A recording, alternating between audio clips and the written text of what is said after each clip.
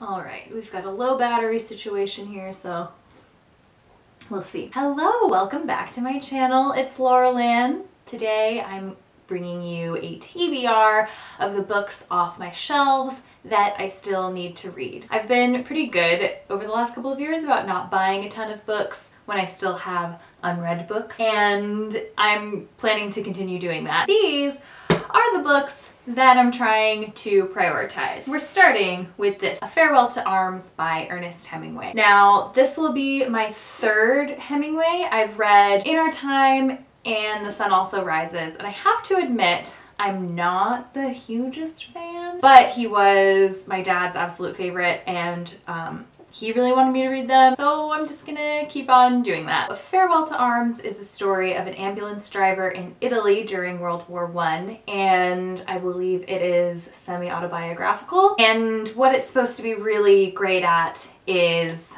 capturing like the horrors of war, which just sounds like a really fun time. Next on my TBR is Americana by Chimamanda Ngozi Adichie. I have no idea how I haven't read this yet. One of my friends in college somehow had like 20 copies and she gave it to me, so I've had this for going on 4 years now. This is about a Nigerian woman who moves to the US at the beginning of the 21st century, and her partner or boyfriend or the person she loves, who also plans to move to the US, I think, but ends up in London because 9/11 happens and, you know, shit kind of hit the fan at that point. I am pretty sure I'm going to love this. The next thing we have is The Year of the Flood by Margaret Atwood. Funny story about this, I picked it up on like an Airbnb take a book, leave a book shelf, and then when I returned home, my friend who was with me on the trip said that it was just the guy's personal bookshelf. But it was in the separate like guest area, so I'm still dubious. This is about two girls who I believe have survived an apocalyptic flood, and they don't know if they are the only people that have survived. I've read 2 Margaret Atwood books and they're 2 of my favorites of all time. I think this is the second in a trilogy, but from what I have gathered online, it can be read as a standalone, so hopefully that is true. This is The Tempest by William Shakespeare. I was definitely supposed to read this in college. I took a Shakespeare class and I'm pretty sure this is the first thing that was assigned, but I did not read the whole thing. This is about Prospero, who has been banished from where he lives in Italy. I don't remember where that is, but takes his daughter and a crew with him, and they end up shipwrecked on an island due to a tempest. And when they get to the island, they find that there are some, you know, sprightly mystical beings. There's also stuff about gender in here. I don't know as much about this as I thought I did, so this should be fun. The main reason I want to read this, aside from just like always enjoying a little jaunt through Shakespeare, is that I also have this book, A Tempest by Amy César, or Césaire, I suppose. This is translated from the French, and it is a retelling of The Tempest, and that's pretty much all I know about it. So the next thing I have on my TBR is The Comforters by Muriel Spark.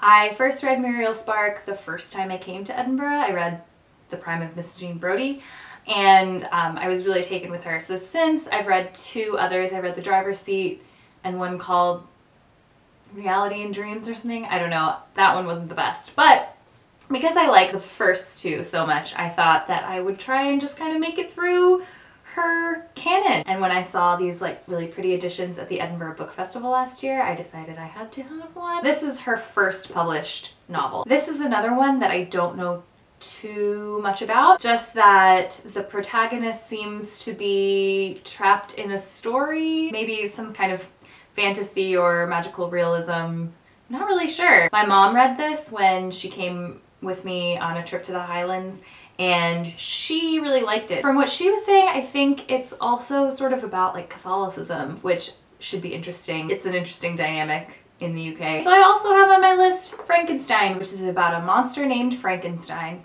I don't actually know if I need to include a bit where I say that I know that the doctor is Frankenstein. I don't think I need to say that much about the plot because it's a story that's gotten around quite a bit. Especially want to read this though because I think Mary Shelley is a really interesting figure and I just feel bad that I've never read it. Here we have In Our Mad and Furious City by Guy Gunaratne, which was longlisted for the Man Booker in 2018, which isn't always a great indicator for me. I don't always get on with the style of book that Man Booker seems to be into. That's something I've just recently come to terms with. I think this is going to be good. I've heard really good things about it. It has a really high rating on Goodreads. This, I believe, is about two young Muslim men growing up on a council estate in London, I think, where a British soldier has been killed. I hate that I've mentioned my boyfriend 3 times in this video, but I think that he really liked this. It was another one of his favorite reads last year, so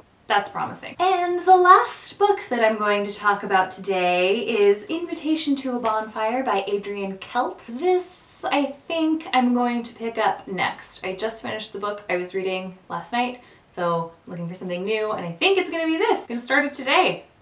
Good TBRing. It's set in the 1920s, I believe, and it's about a young teenager from the Soviet Union who comes and moves into a boarding school in New Jersey. She's having some trouble fitting in, I guess, and then she meets a writer who she's admired for a long time, and his wife, who I believe are meant to be stand-ins for Vladimir and Vera Nabokov, which is just like, mwah.